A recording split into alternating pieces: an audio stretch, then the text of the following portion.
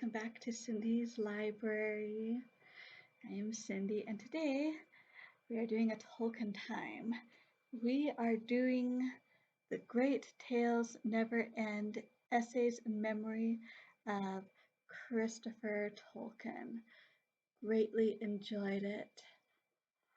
Couldn't have been happier with this, although it is a curious volume in many ways.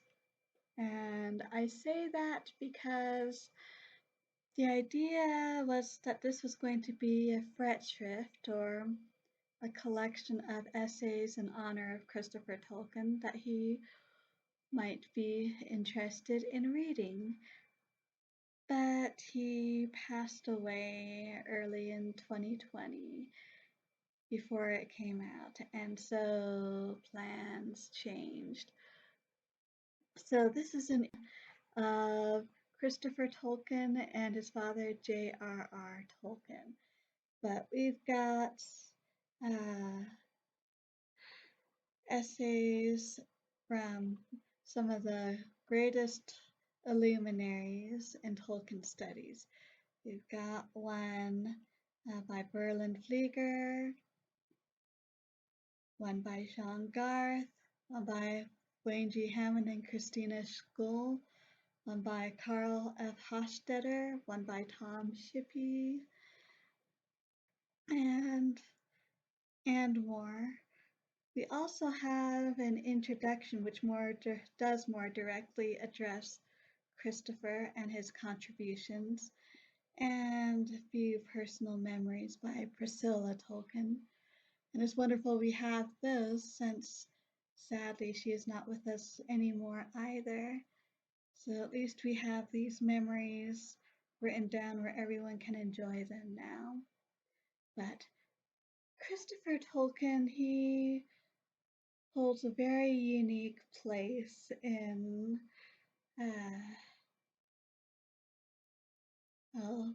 the society of Tolkienists.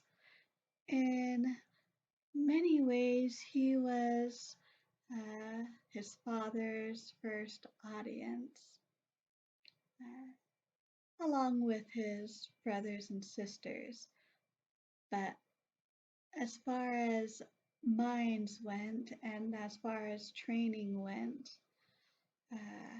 his was probably the closest to his father's.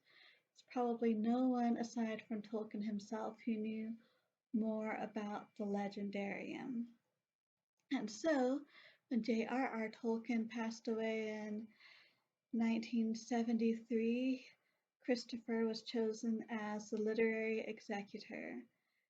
And a mammoth job it was, and he went above and beyond the call of duty.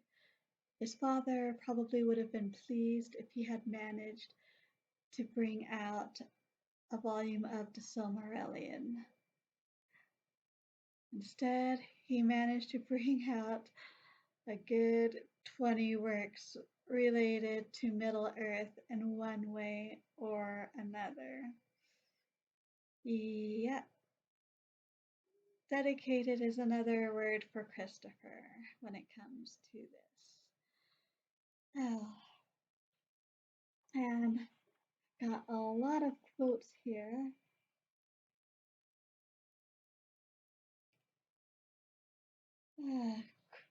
Yeah, here's a good one. Strange as it sounds, I grew up in the world he created. For me, the cities of the Silmarillion have more reality than Babylon. And let's see if I can find some more good quotes.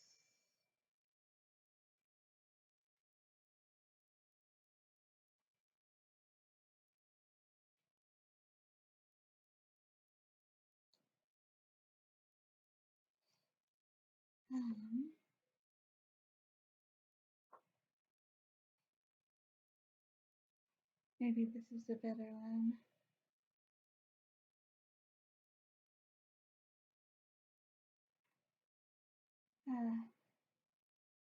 Well, this is from a eulogy. No other author has ever had the advantage of a literary executor with the sympathy, the scholarship, and the humility to devote half a lifetime to the task of unobtrusively giving shape to his own father's creativity, an effect whence imaginative genius had the benefit for 2 lifetimes of work. That is really what Christopher did. Oh, within a couple of years of his father's death, he quit his own academic position at Oxford and put on hold for the rest of his life any literary ambitions he may have had of his own, and dedicated the rest of his life to going through his father's papers and putting them into a format other people would be able to understand. Karl Hofstadter's essay actually gives us some examples of that. Uh, he talks about some of the challenges of going through these documents and gives us 4 actual samples to look at for ourselves and what someone would have to go through to try and decipher. At the beginning of the day or the beginning of the piece, not too bad. In fact, often quite lovely. Tolkien did know how to be something of a calligraphist when he wanted to.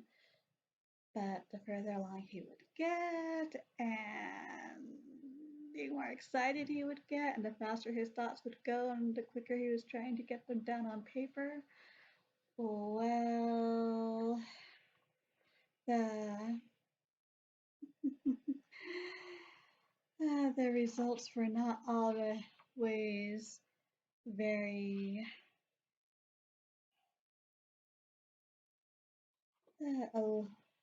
helpful.